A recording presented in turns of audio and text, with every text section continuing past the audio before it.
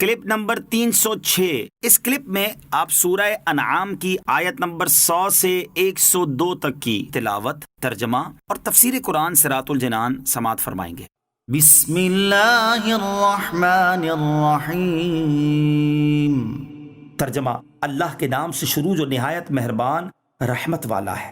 وَجَعَلُوا لِلَّهِ شُرَكَاءَ الْجِنَّ وَخَلَقَهُمْ وَخَرَقُوا لَهُ بَنِينَ وَبَنَاتٍ بِغَيْرِ عِلْمٍ سُبْحَانَهُ وَتَعَالَى عَمَّا يَصِفُونَ۔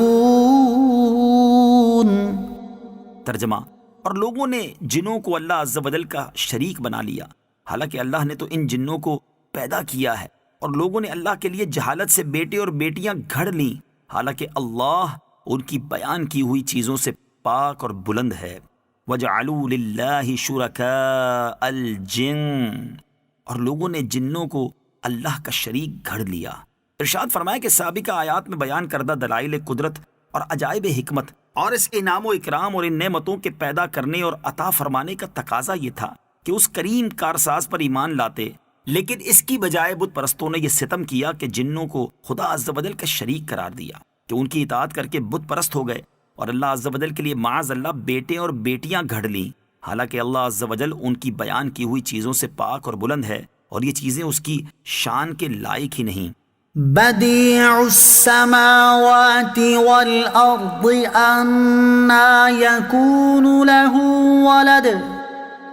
أنى يكون له ولد ولم تكن له صاحبة وخلق كل شيء وهو بكل شيء عليم۔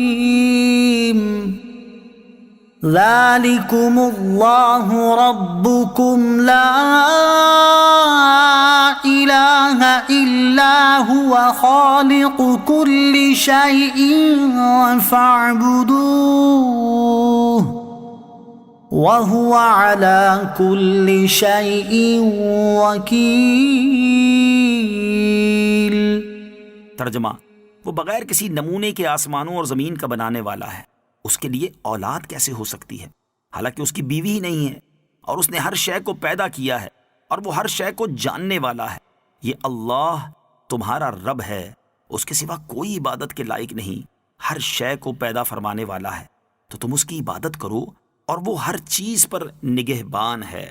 بدیع السماوات والارض، وہ بغیر کسی نمونے کے آسمانوں اور زمین کا بنانے والا ہے۔ اس آیت میں اللہ عز و جل کی عظمت و شان اور اس کی پاکی کا بیان ہے۔ چنانچہ ارشاد فرمایا کہ اللہ عز و جل کی شان یہ ہے کہ وہ بغیر کسی نمونے اور مثال کے آسمانوں اور زمین کا بنانے والا ہے۔ اس کی دوسری شان یہ ہے کہ وہ اولاد سے پاک ہے، کیونکہ اس کی اولاد کیسے ہو سکتی ہے، حالانکہ اس کی بیوی نہیں ہے، اور عورت کے بغیر اولاد نہیں ہوتی، اور زوجہ اس کی شان کے لائق نہیں، کیونکہ کوئی شے اس کی مثل نہیں، اور اولاد نہ ہونے کی ایک دلیل یہ ہے کہ اس نے ہر شے کو پیدا کیا ہے، تو جو کچھ ہے وہ سب اس کی مخلوق ہے، اور مخلوق اولاد نہیں ہو سکتی، تو کسی مخلوق کو اولاد بتانا باطل ہے۔ اور پھر اگلی آیت میں فرمایا کہ یہ اللہ عز و جل تمہارا رب ہے، جس کی صفات ذکر کی گئیں، اور جس کی صفات یہ ہوں وہی مستحق کے عبادت ہے، لہذا تم صرف اسی کی عبادت کرو۔